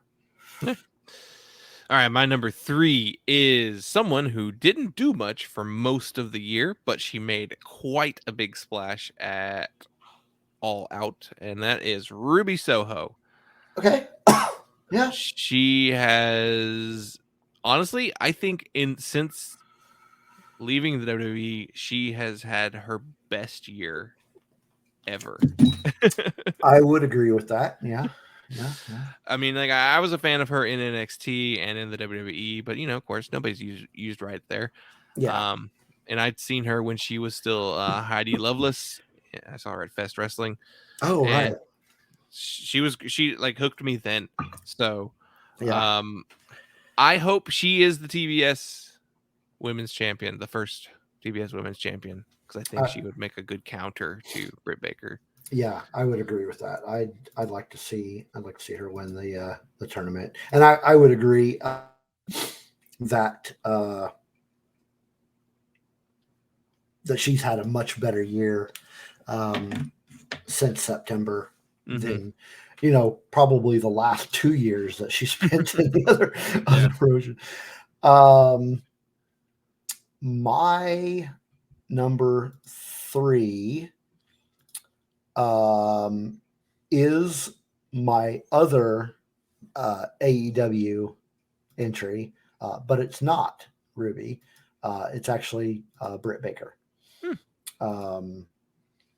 I just, her reign, her continued reign as women's champion has been very entertaining. Even much more so with the addition of her little valet group, especially with the entry. It's only been a few months since she's had Hayter with her. Probably about half the year, would you say? Yeah, maybe not even, maybe a little longer than that. But yeah. It's been very. It's been much more interesting. Her reign has been much more interesting since her inclusion. Adding her as kind of an enforcer. But it's just it's just made her that much more interesting. Like her last 6 months have just been really phenomenal. I just think she's had some good, really good matches. And she's just been a really good champion for the company. All right, my number 2 pick is Roxy. She, like I said, she had a great year. I mean, she won the Women's World Championship in Ring of Honor. Defended it a couple times, I believe. And she's so young and so good that you're just like, yes, oh, she's only going to get better. Exactly. She is really good. Yeah. I hope if the Deonna Purrazzo thing is to be believed, that's where she's going. She'll probably wind up in Impact. Mm-hmm. I hope they do the smart thing and kind of like strap a rocket to her and send her, straight to the top, because she's got a lot there to offer. Oh, absolutely. I don't have anything to add other than she's also my number 2. That's awesome. Well, my number 1 is Dr. Britt Baker. Very good. That's a good one. She I think her 2020 was probably better than her 2021, but okay. I think her descent like into perfecting that character last year was better. Mainly because the last half of this year I felt like she's kind of taking a back seat due to the TBS tournament taking so much time. But sure. Okay, yeah, that makes sense. Number 1, who you got? Well, I don't have a whole lot to add on this one to what you already said, but my number 1 was actually Deonna Purrazzo. I got the feeling. Yeah. Yeah, she's just she's had an amazing year. I don't really, you said pretty much everything there was to say. She's had a great year. She's been what, Oh, lost Steve here. No, I'm still here. There he is. No, I hit a button. No, she's been Knockouts champion, I think, twice this year, or since she left WWE. Yeah. I think you're right. Yeah. Not this year. Yeah. But yeah, she's having a great year, and like I was saying, she had when she comes in and surprises the commentary team on Impact, that's always fun. Just to talk, just to hear her rip on people. But she's fun, and she's had a great year. She's got that AAA title. What more is there to say, really? Yeah. Well, thank you everyone for sticking around. This is one of our longest episodes. Second longest, actually. Yeah. What was the second longest? Our longest was our Full Gear recap. Yeah. So recaps seem to be our time consumers, but next week I'll probably just be heavily focused on Winter is Coming. So yeah, more than likely to that. I'll probably have a report from the road. Yeah, which I'm excited to hear. I won't be on the road, but I will have been there. Yeah. So yeah, thanks for everybody for listening, and hope you come back next week, and we'll see you again. Enjoy.